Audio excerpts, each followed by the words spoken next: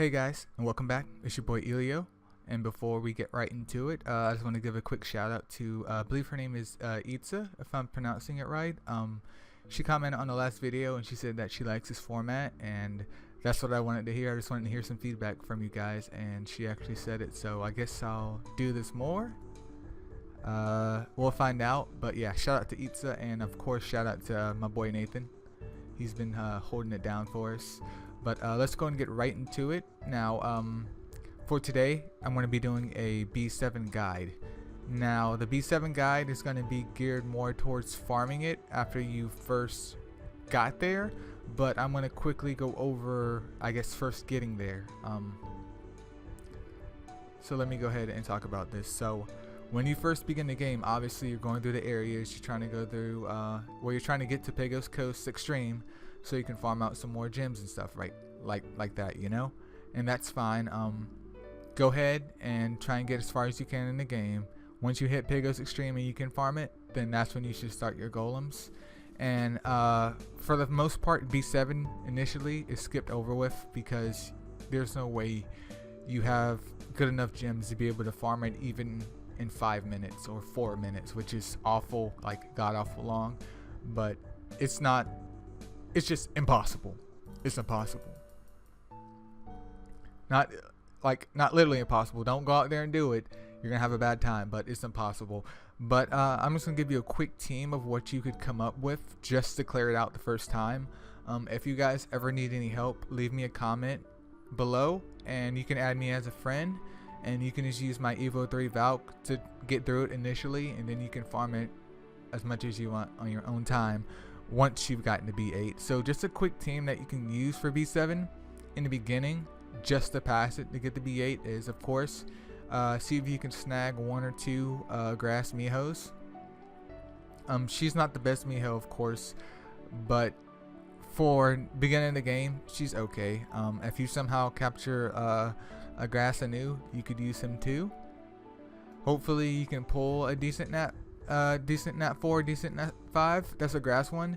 And if not, I mean, worst case scenario, you can use what is his name, Scorius, or the Evo 1 Wood Boltwing. You could definitely use him as well. Let's see who else. You can also use Wood Kira as your healer, and I believe Wood Hana. I wouldn't do Beth yet because Beth's single target, so unless you're gonna play not on auto, then I wouldn't build Beth, and you're very limited to what mons you can use. So basically you want a Miho, you want a healer, and 2 DPS if you can manage it. I can't really go through or go down the list because there's not much to choose from at the beginning of the game unless you pull a decent nat 5 or nat 4.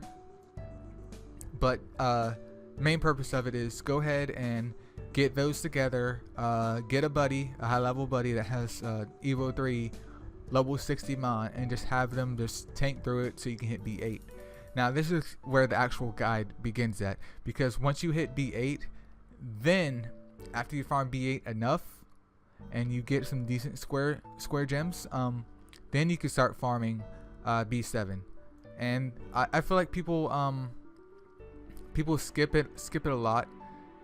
You know, they say don't do B7 and don't do B9, and I mean they're right, but at the same time they're wrong, because after you hit mid game and you start doing B8 and you're getting all these square slot gems, I highly doubt that let me change this.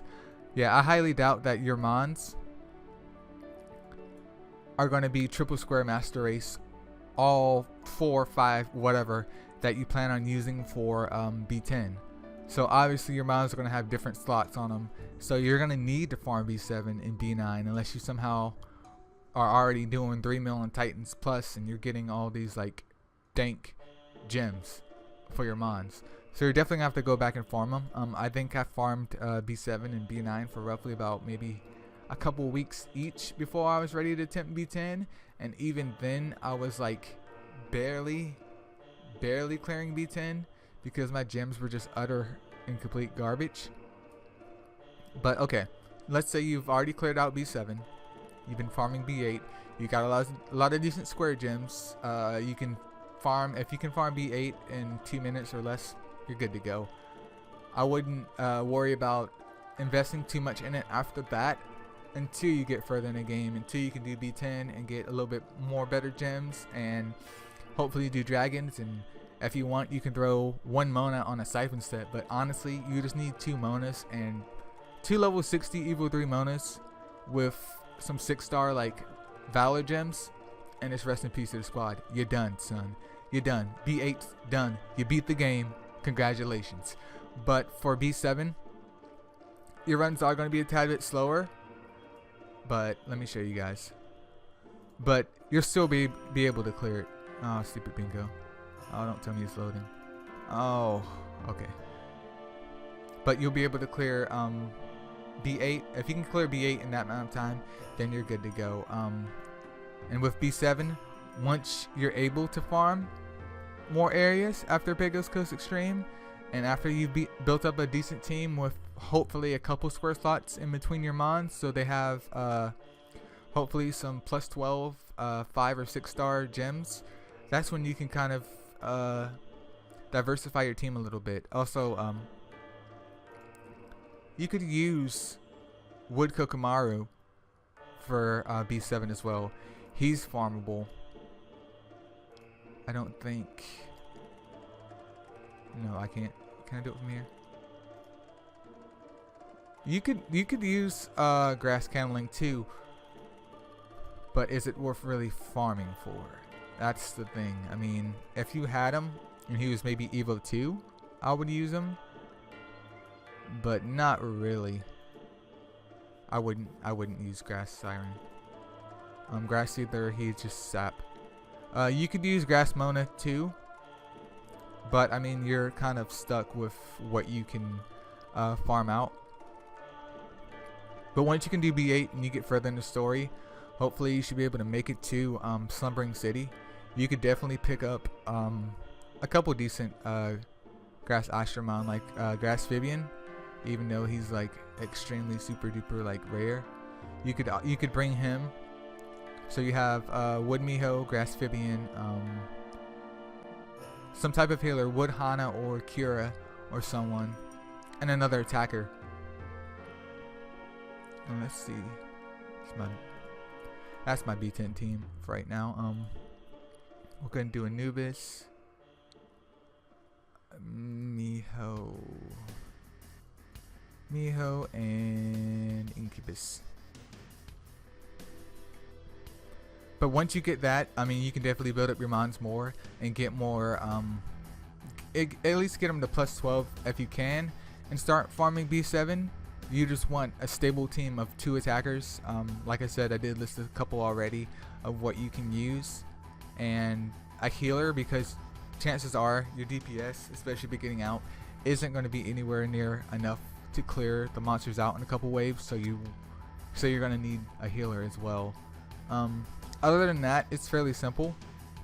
Players tell you, well, a lot of us will tell you not to farm B7, not to farm B9 because they're a waste of time.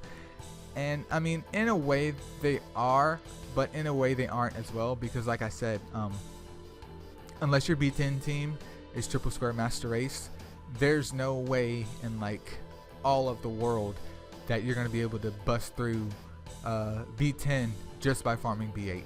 You're going to have to farm B7, you're going to have to farm B9. Yes, they're a little bit longer.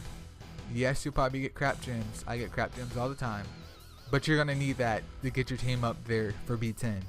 And I mean, B10 is like late game I would say. But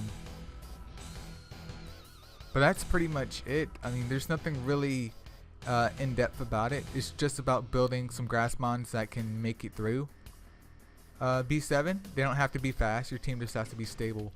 That's why I recommend a healer, and you want 2 attackers at least, so you can clear it without it taking like 80 minutes. Because I think my Evo 3 Valk, I think she could solo here, but it'd be like a 10-minute run by herself, so that's definitely not worth it.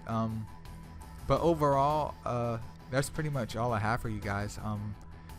You know, B7 is kind of forgotten about after you hit B10, and so is B9. B8's really the money maker, unless you can farm B10 in the same time you can farm B8.